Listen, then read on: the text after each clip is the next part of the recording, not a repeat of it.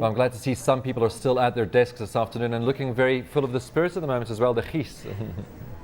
Yes, absolutely. Lots of gears around here. So we're really waiting for this afternoon with great anticipation. Unfortunately, some of us in the equity space have to work until 5 o'clock when the market closes. But yes, a lot of excitement. We wish Bafana best of luck, and we wish South Africa best of luck with the tournament also. Well, I hope you have your TV screens turned on though from 2 o'clock. Certainly do, certainly do. And Ntombenhle, just looking at the markets, we had a slightly positive start this morning after very strong gains yesterday at the last minute, but that seems to have tapered off, and our market has drifted into the red, but we see global markets still looking pretty positive. Yes, Stephen, I think we've seen a lot of profit taken today. As we mentioned earlier, you know, the exuberance around the World Cup, a lot of maybe brokers and dealers being taken out to the opening ceremony. So a lot of profit taking before they leave their desks. We saw a lot of that activity happening just before 11 o'clock. And I think it's going to be a very subdued day. As Alicia mentioned earlier, the only thing to watch out for is retail sales numbers coming out of the United States a little bit later, and also the Michigan confidence numbers. But yes, on the local front, very subdued. But yes, international markets are looking up. FTSE is up quite strongly today, as well as the Dow and the S&P closed very strongly yesterday. Yeah, and it seems to be that there is a bit of an improvement in risk appetite at the moment going into the end of the week, because we started the week really on quite a tentative footing, but things seem to have normalized as we headed through the week.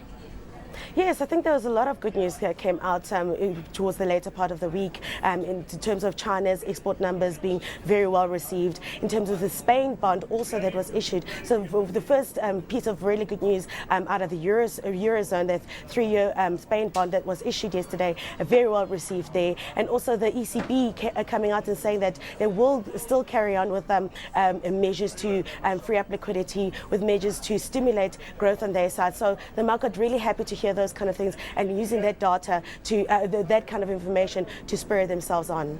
Of course, those US retail sales numbers this afternoon are probably going to be quite important. I think we also have consumer confidence numbers from the University of Michigan, and this is really going to give us a sense of how the consumer in the US is feeling at the moment and whether employment seems to be improving.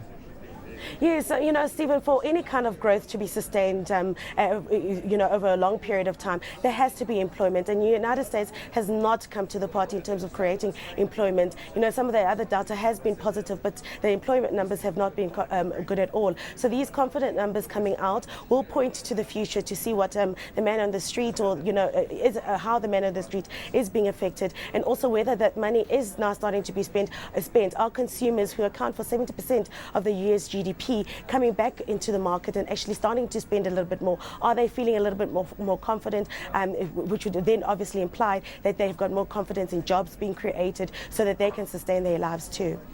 Of course, what sort of number are we looking for on the retail front? And I happen to know you went to the US last month and you went with empty suitcases and came back with full suitcases, so I'm sure you've been helping to boost those numbers.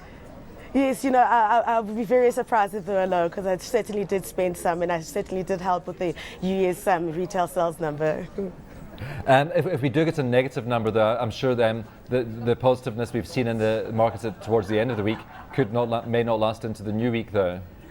Yeah, look, they are expecting it to contract a little bit from 0.4% last month to 0.2% now at the end of May. So they are expecting a slight contraction there. But I think worse than expected than that will, you know, really not bear well for that market. We'll see a definite drop. You know, even especially in our markets, even with the thin trading that we are experiencing today, we'll see a definite drop. And you know, the starting off next week will just not be a good way.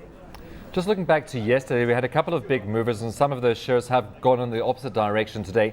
Yesterday we had Naspers down 4%, so really taken quite a hit. It's recovered slightly today. It's up by about 1%. What was behind that big fall yesterday?